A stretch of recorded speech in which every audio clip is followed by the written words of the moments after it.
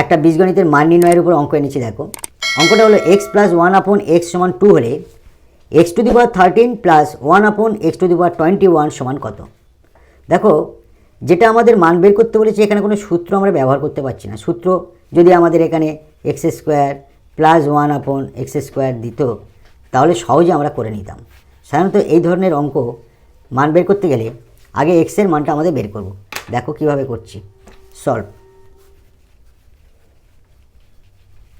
অঙ্কটা যেহেতু দেওয়া আছে এক্স প্লাস 1/x সমান 2, অতএব লসাগু এক্স স্কোয়ার প্লাস 1 সমান 2, তাহলে এক্স স্কোয়ার প্লাস 1 বজ্রগুণ করলে 2x হয়।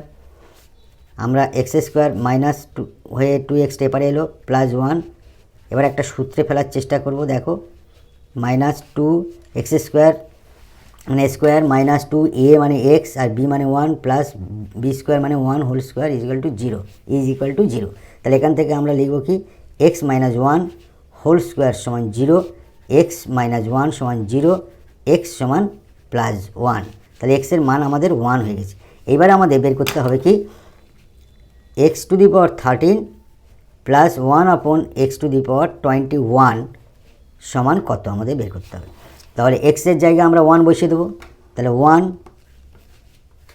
টু দি 13 প্লাস 1/x এর মান 1 টু দি পাওয়ার 21, তাহলে সমান 13 অর্থাৎ 13টা 1 গুণ করলে সেই 1ই আসে, প্লাস 1/21টা 1 গুণ করলে সেই 1ই আসে। তাহলে এখানটায় 1 হলো প্লাস 1/1 মানে 1, অতএব 2। It will be answer. Thank you.